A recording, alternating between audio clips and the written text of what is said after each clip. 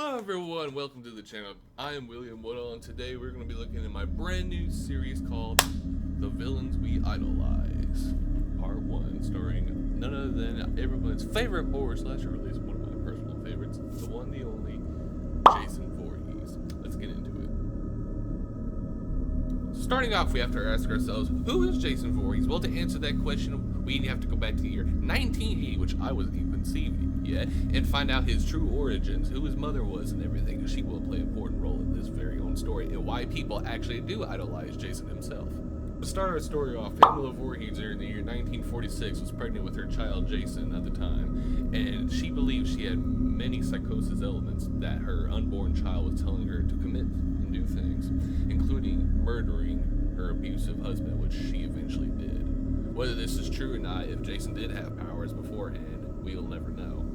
But going up back to the year 1957, Jason was swimming in the lake while Pamela was working in the kitchen as a cook for the counselors. Jason ultimately met his demise, or supposedly. It has been very controversial. It's been retconned many times throughout media whether Jason did drown or not and came back as a zombie, which I personally don't believe. I believe he did survive the drowning and just came back and lived as a hermit in the forest. But after Pamela found out that the lifeguards were not watching Jason, but either in fact having premarital sex, she decided to take matters in her own hands and kill them. After the camp closed after Pamela murdered the counselors, the camp was eventually shut down. Moving up to the year 1980, new counselors come in trying to reopen the camp for the children, but unfortunately, there's a murderer loose.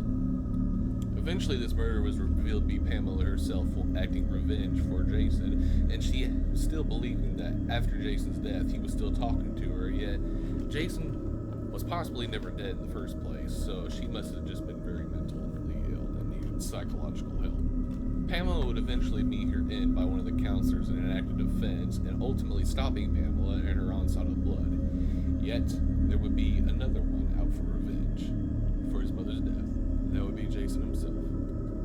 Eventually, Jason would return back to the woods where he was living for the years past after he was missing, and then he would enact revenge on anybody who ever trespassed on his land for his mother's death and everything, because he believed everyone was responsible for the death of his mother.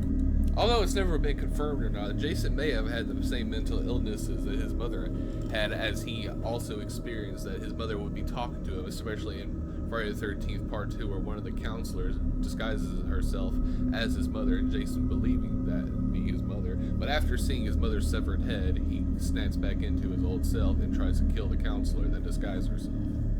Although the Friday the 13th video game depicted that Pamela Voorhees' ghost would actually talk to Jason and tell him to do things, it's never been confirmed in the actual live-action movies themselves.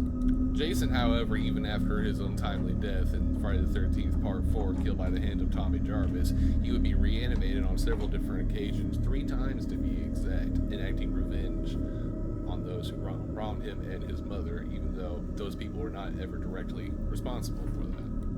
Now with the origin and summarization out of the way, we come back to the actual topic of this video. Why do people idolize Jason Voorhees? Aside from his iconic aesthetics with his hockey mask and machete and various other weapons he used throughout the Friday the 13th series, people actually can relate with Jason on a level.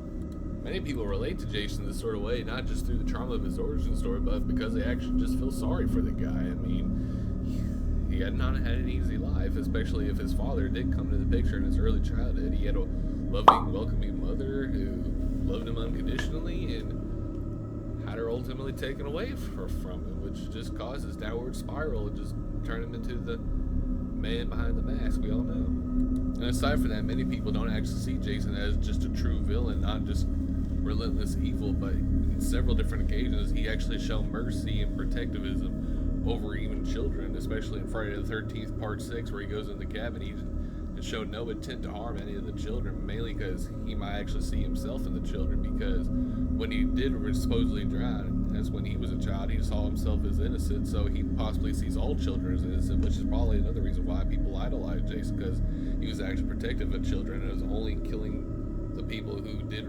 wrong things or was actually involved with his trauma and guilt. All Jason ever really wanted was just to be with his mother again. When he had that all taken away with him, that just caused him to psychologically snap and just want to be protective of his own land, just wants to be left alone with what little memories he has left of his mother. Truly doesn't put Jason on the very high on the villain list, but he still has some pretty brutal kills, I'll tell you that. All in all, with that being said, Jason Voorhees is still such a cultural icon in the horror genre as we know of today, and will continue to be so, especially since with films like the Friday the 13th franchise setting such high standards and how setting rules of how the slasher horror genre is still gone on, and it still holds up very well today, especially compared to movies like the more recent Terrifier franchises. But with that being said, people really do idolize Jason, including myself, and I'm gonna have to call it quits for this video, so hope you liked it, and that is that.